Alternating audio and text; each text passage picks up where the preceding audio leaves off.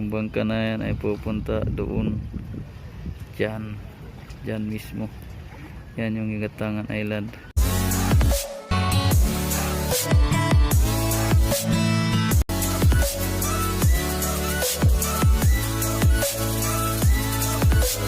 Yo mga kasangkayan, may mga karagdagan na naman po tayong video. Ang pag-uusapan po natin ngayon regarding sa COVID-19 pandemic na ito sa buong bansa. Ang topic po natin ay kung paano po makakabalik yung mga individual stranded at saka yung mga balikbayan natin na magbabalik probinsya. Ito po yung mga steps na o pamamaraan dapat yung gawin bago kayo pumunta or mag-decide na bumalik sa inyong kanya-kanyang mga probinsya. Ang una-una po niyan ay mag-coordinate po kayo sa bawat LGU na pupuntahan nyo at saka kung saan kayo manggagaling. Kasi doon dapat i-verify nila kung mayroon ka ba talagang barangay certificate or may katibayan ka kung taga saan ka talaga. May mga dokumento silang hahanapin sa iyo at yun ay dapat i-comply mo para makabalik ka na sa inyong kanya-kanyang probinsya. Then pagkatapos niyan, pag mapasa mo na at mapakita mo na yan sa bawat LGU, coordinated ka na sa pagbalik probinsya mo, yun na, pumunta ka na doon sa capital nyo o di kaya kahit sa LGU lang. Pag makumpleto mo na yung mga documents mo, mag-comply ka naman ng travel pass na makukuha mo na police station sa inyong lugar. Doon mo makukuha yun para kung may travel ka man kung saan ka pupunta, yun ang mapapakita mo sa mga checkpoints or sa mga frontliner na nakatalaga sa mga checkpoint na yung dadaanan. So yun lang po mga kasangkayan. Dapat well coordinated from point of origin to point of destination ng LGU to LGU or province to province pa man yan pupuntahan nyo para hindi po kayo mahanger o mabitin dyan sa biyahe nyo sa mga pupuntahan nyo, kasi depende po talaga yan sa mga iba't ibang lugar. Kanya-kanya kasi ng local executive yung pinapatupad, kaya para hindi ka mahirapan dapat well coordinated at well certificate or may mga dokumento ka talagang dala bago ka mag-travel papunta sa iyong pupuntahan from point of origin to destination. So yun lang po mga kasangkayan, sana ay nakatulong po ako dito sa panibago ko pong video. At ngayon po ipapakita ko yung karagdagang video kung paano umuwi yung isang individual doon sa isla, dahil doon po yung duty namin as a Coast Guard man.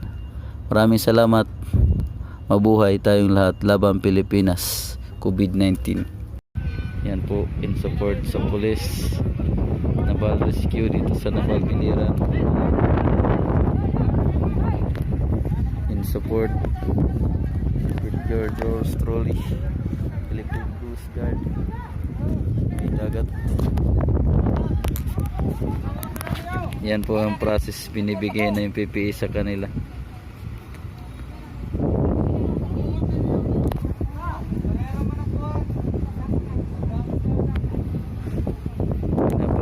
Po yung PPE kanila. Ilagay mo na yung face shield mo.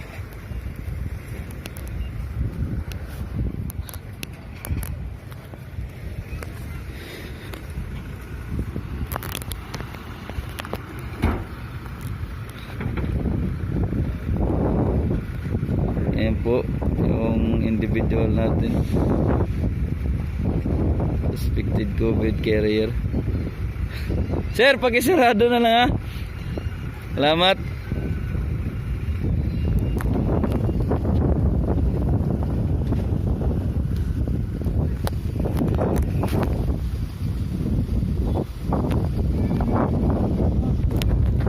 Talaga suspected, wala tayong magagawa.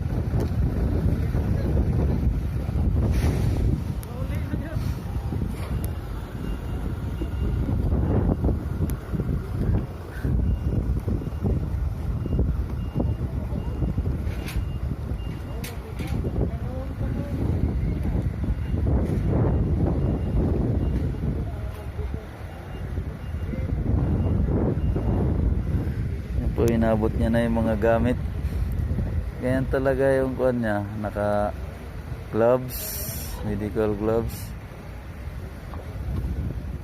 Umuwi na po yung sasakyan niyang van. Salamat. Laban COVID-19. Laban na balbiliran.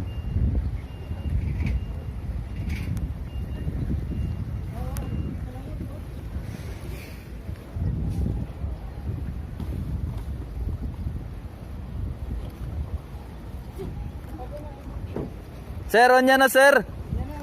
Naapay kuan. Sakay na lang sir.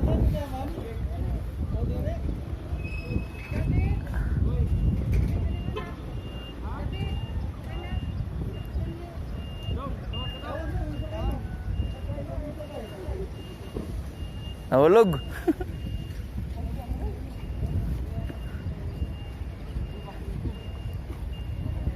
Sige sir, sakay ka na.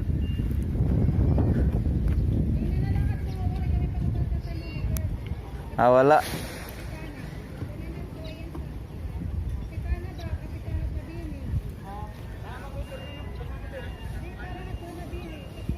Para sa ila sir, supply.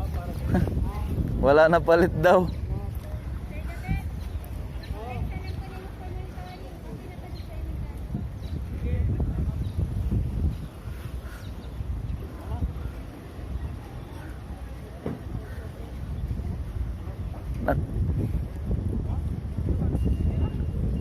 Pwede na sir, pwede na.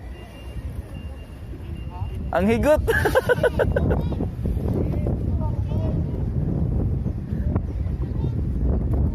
Siya na lang. Lingkod na lang dito sir, sa may mo bag. Naman ko ang pondo, wulbuton naman la.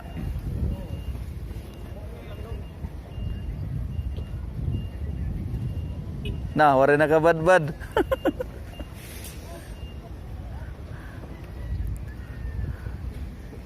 Bye-bye na. MBCE Heart Joy.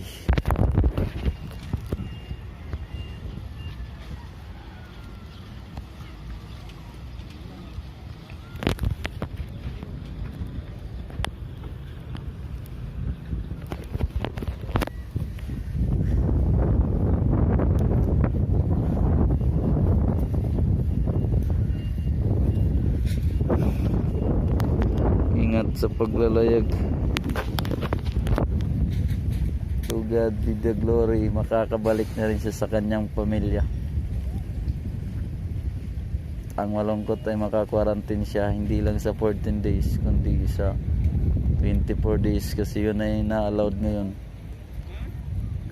para makita yung mga sintomas. Maiwasan naman ang pagkalat nito kung sakali, wag naman.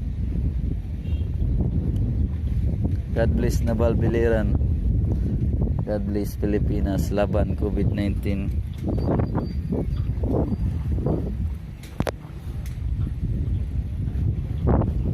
Uuwi na sila. Yung bangka na yan ay pupunta doon. Diyan mismo.